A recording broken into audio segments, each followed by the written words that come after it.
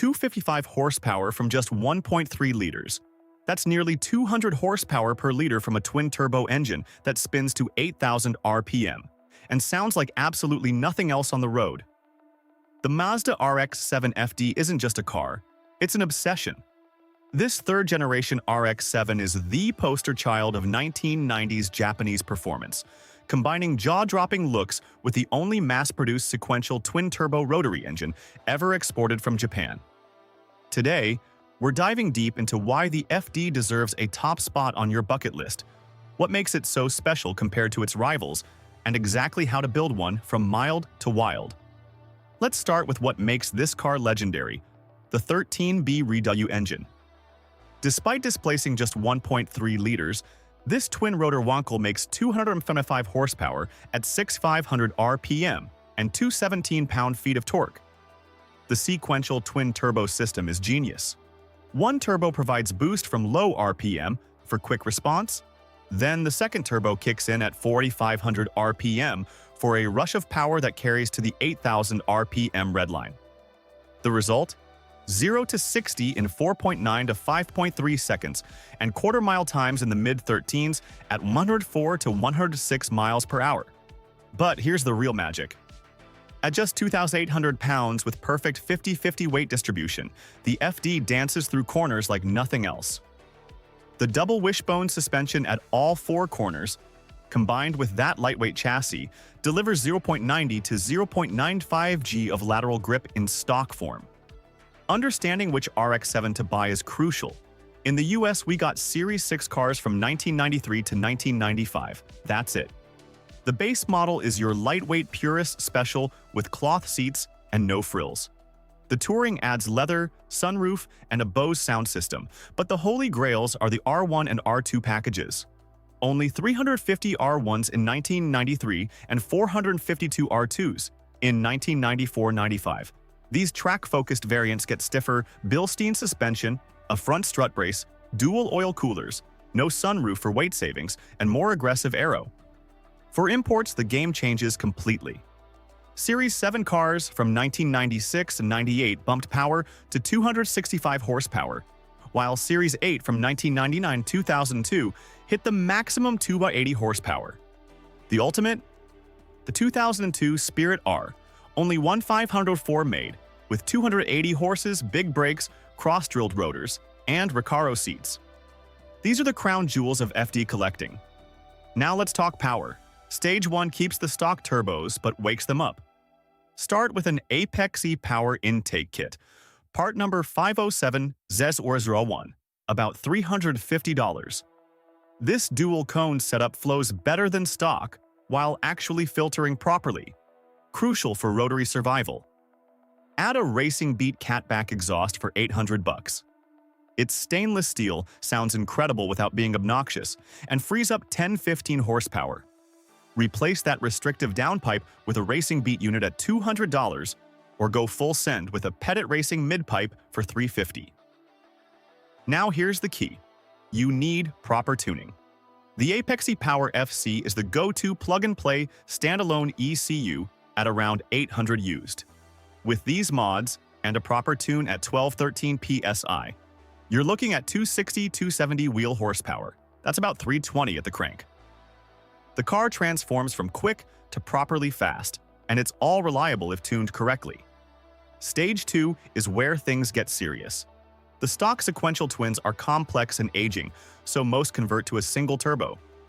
A BorgWarner EFR 8374 or classic Garrett GT35R can deliver 400 horsepower with reasonable spool. You'll need 1300cc or larger injectors. Stock secondaries are only 850s.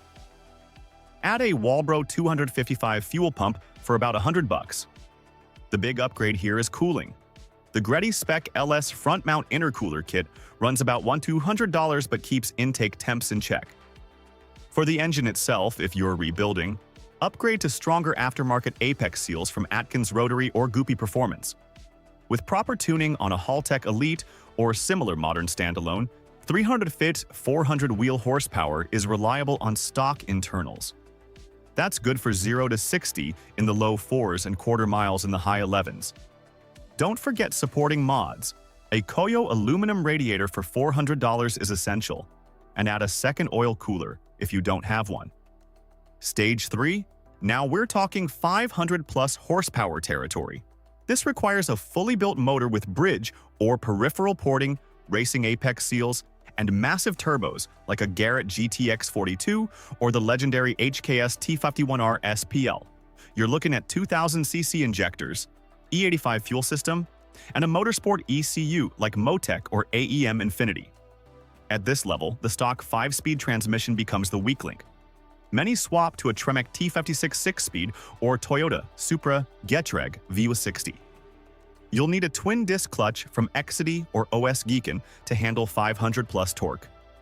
These builds can run 0 to 60 in 3 seconds flat and 9-second quarter miles, but expect to rebuild every 20–30,000 miles if you use that power regularly.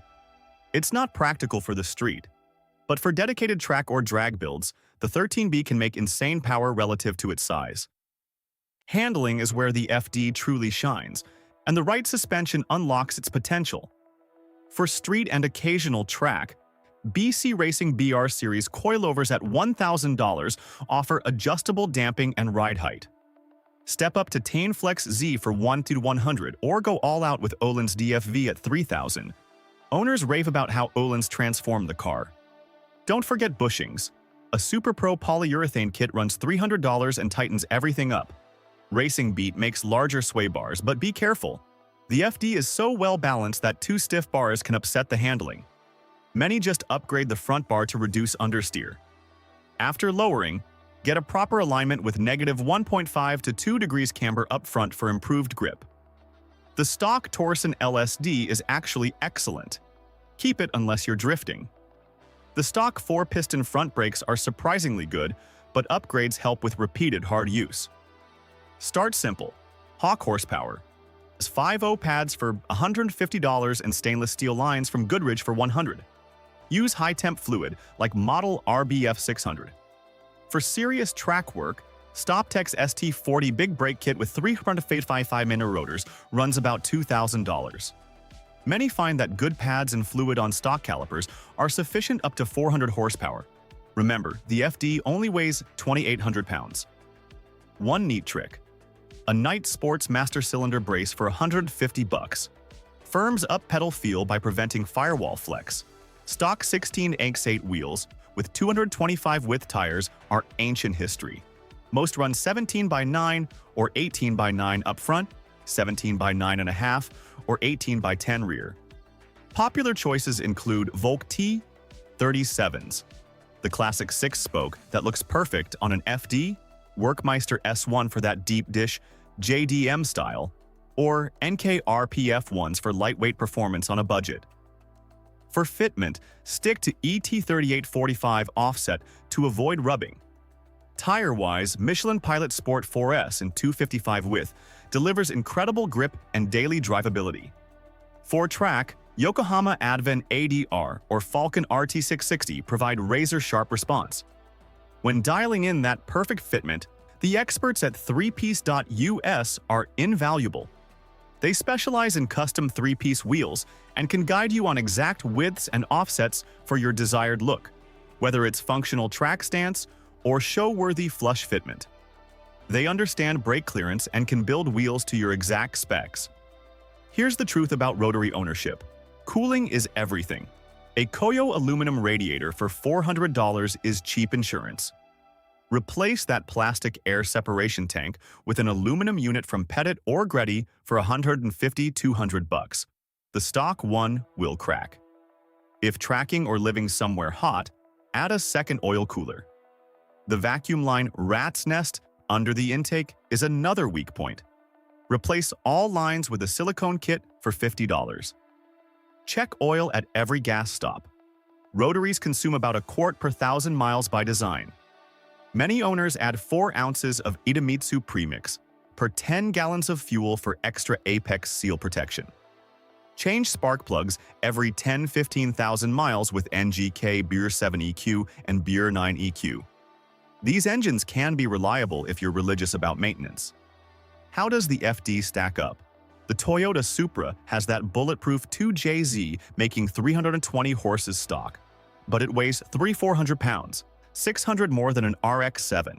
The Supra feels like a muscle car in corners where the FD dances. The 300ZX twin-turbo? Same weight problem, plus a cramped engine bay that makes the FD's complexity look simple.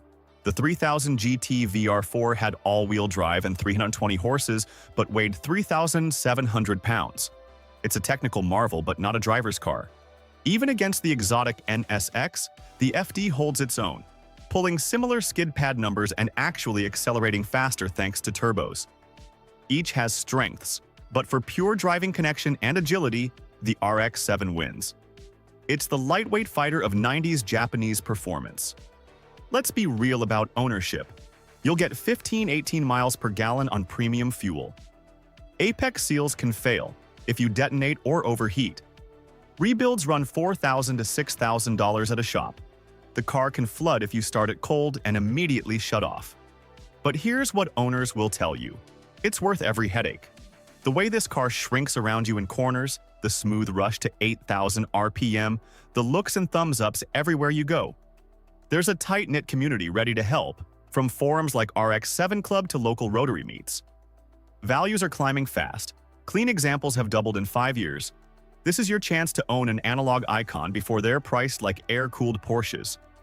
Few cars deliver this much soul and driving purity. So let's add it up. A proper Stage 1 build with intake, exhaust, intercooler, and tune runs about $3,000 and gets you 320 horsepower. Stage 2 with single turbo, supporting mods, and 400 horses, figure 8,000 and 10,000 all in. Suspension refresh with coilovers and bushings, another 1,500. Wheels and tires from threepiece.us, $3,000 to $4,000 for a quality setup. Cooling and reliability mods, $1,000. You're looking at $15,000 to $20,000 to build a sorted 400 horsepower FD that can embarrass modern sports cars. But here's the thing, even stock, this car delivers an experience nothing modern can match. It's raw, visceral, and demanding in the best way. The FD represents peak analog performance, the last of the pure driver's cars. In an age of electronic nannies and artificial steering feel, the RX-7 stands defiant, a machine that rewards skill and commitment with driving bliss. Values will only go up as people realize what we've lost. Buy one now, while you still can. The Mazda RX-7 FD offers something you can't buy new anymore. A pure, unfiltered connection between driver and machine. If this video fired you up, hit subscribe for more JDM content. Drop a comment with your dream FD build. And when you're ready for the perfect wheels, check out threepiece.us for custom fitment that'll make your RX-7 truly yours. Now stop dreaming and go find your FD. Trust me, you won't regret it.